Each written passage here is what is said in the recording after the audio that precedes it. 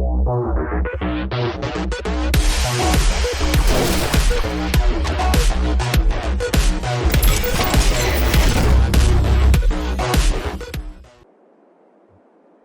and welcome back to the old farmstead. Once again, I'm Hawk, and today we have some things to look at and consider. So, as I said last episode, I'm moving forward with just focusing here on what I can do with the fields we own, since we do not have any contracts that we can do. As such, we harvested our oats in 18 and 23. Here in 18 and 23. Over the last few episodes, we mowed our and harvested our grass here in the little field we cut in over the hill from the house. And now I'm waiting on October so that we can harvest the sunflowers I have here in 19. With that, we have some work to do over here in our grass field. We should be able to get one more cutting, I believe, from here in September before we harvest the sunflower seeds. So, like I said, we've got a couple of things we need to do. As you can see, we need to plow and roll this grass field.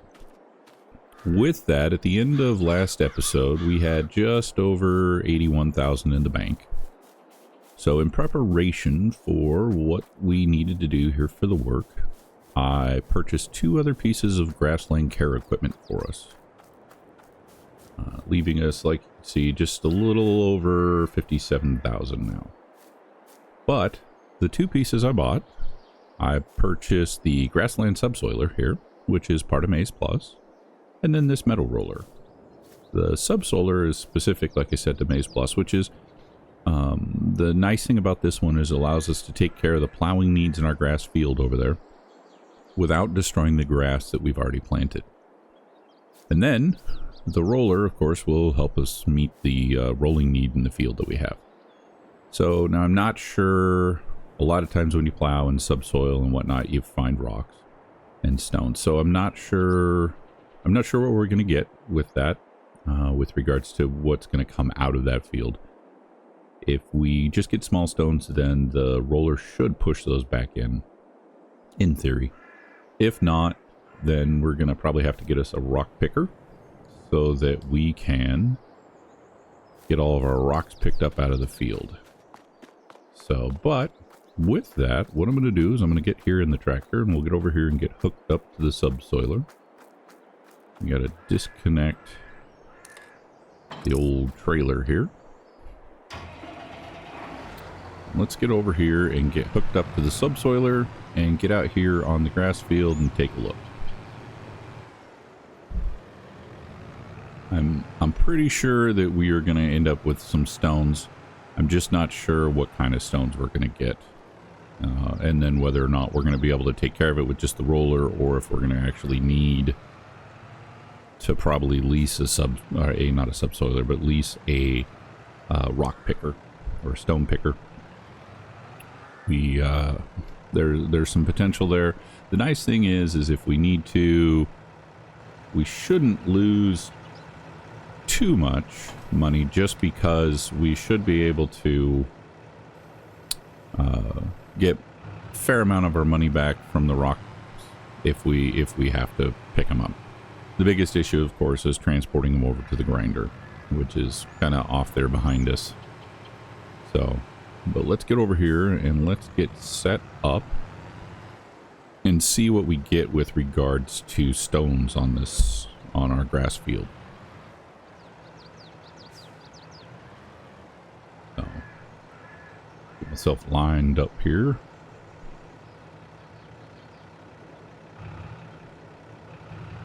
And there we go. There's what we want for the line. Get this drop down. And let's see what kind of stones we pull out of here. Okay, yeah, we're starting to pull some stones. It does look like, yeah, it's looking like they're going to be big stones. So we're probably going to go ahead and get all the subsoil done And then what I'll do is I'll lease the rock picker. We'll come through, we'll get all the rocks picked up in here, and then we'll get it rolled and go from there. The nice thing about this subsoiler is it also takes care of a fertilization state for us too. Not that we needed fertilizer, but this will kind of reset us back in there so we don't have to have any extra expenditure with regards to that. So let me go ahead and get this taken care of here, and we will figure out what we have for rocks as far as being able to take those over and get them turned in. Again, our focus is going to be most definitely here with the aspect of just doing work here on our farm, because like I said, we don't have contracts and we're not going to be able to do much. So great time early in the morning, you get out here on the field, start getting some work done. Haze is still up, we still get the morning dew going on. So, but this is going to take a little bit because this is not a fast process. So I'm going to get this all taken care of, and we will see how many stones we have in the field when we're done, and we'll go from there.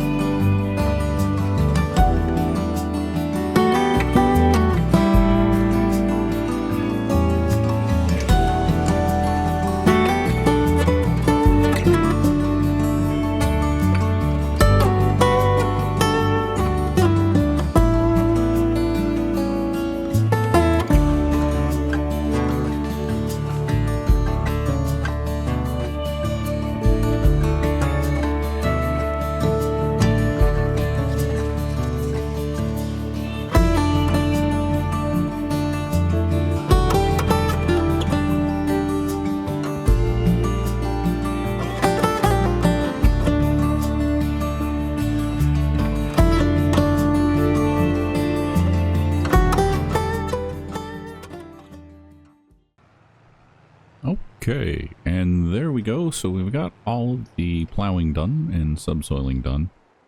So the only issue we are going to have is, at this point, we have some pretty good sized rocks. I'm going to try to roll these in. I don't think they're going to roll in because they ended up being large rocks. But also because this is already planted in the field, we're not going to be able to pick up these rocks, I don't think.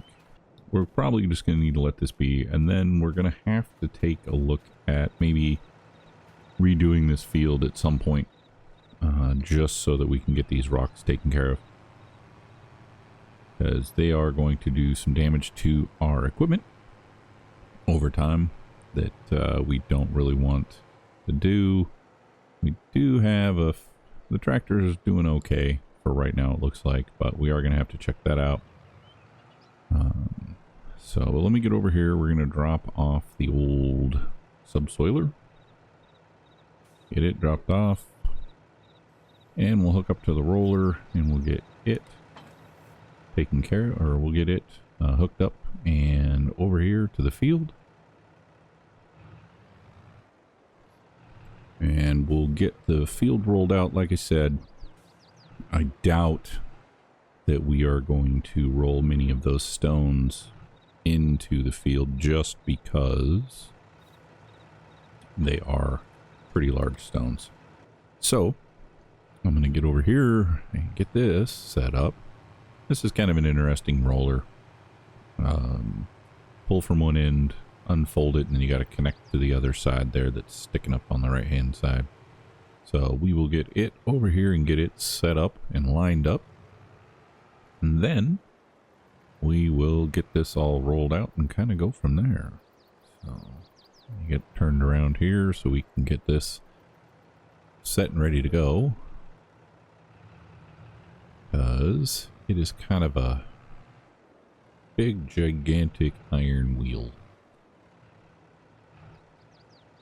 Things I need to do on the old actual farm here in real life too. But let me get this disconnected, get hooked up to the other side, and we will get this all rolled out.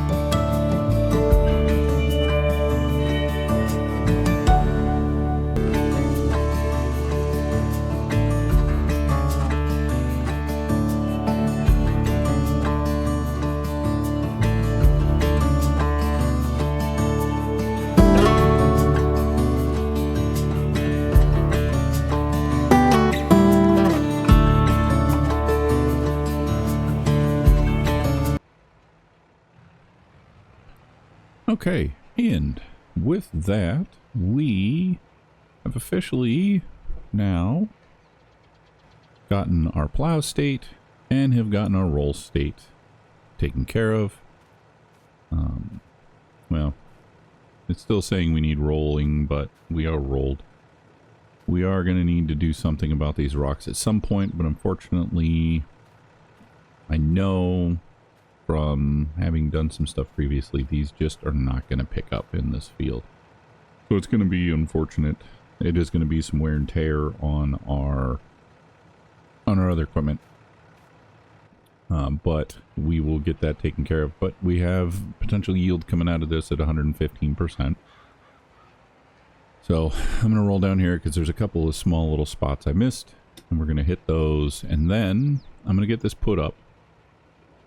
After that, we don't have a lot left to do for the month.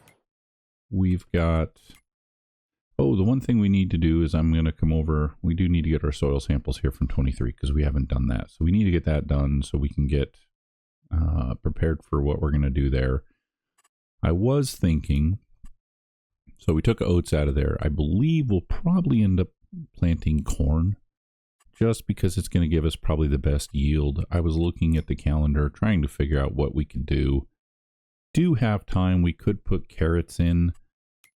If we were to put carrots in, we could spend September or August, because we do have a month basically where we have nothing going on. But so yeah, we'd have to plant now. We could plant carrots, but we've got to plant them in July, and then they're going to grow for basically the year. We then have something to do in August next year, so that is something we could potentially do in 23, but we would have to get in here.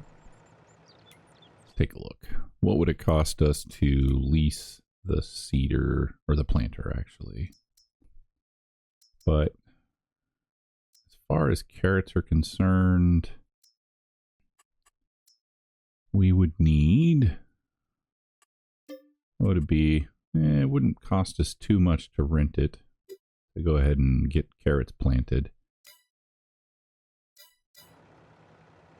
Otherwise, we are in August. We could plant canola in the field. If we were to plant canola in the field, we're not going to get necessarily as much. Well, no, actually, 115%. So that's actually not a bad idea. Yeah, if we wait for August and plant canola, and then we would be able to harvest that next year. But we can plant canola into 18 and 23. That'll give us something to do there. What are our price values on canola? It's not horrible. It's not horrible. December definitely is our highest for canola, but we could plant canola. We could harvest it in July next year, throw it into the silo, and then wait and cash that out later on, because yeah, we're going to be kind of at our lowest there. So that's actually a good idea. And so I think with that, we're going to go ahead and call this an episode.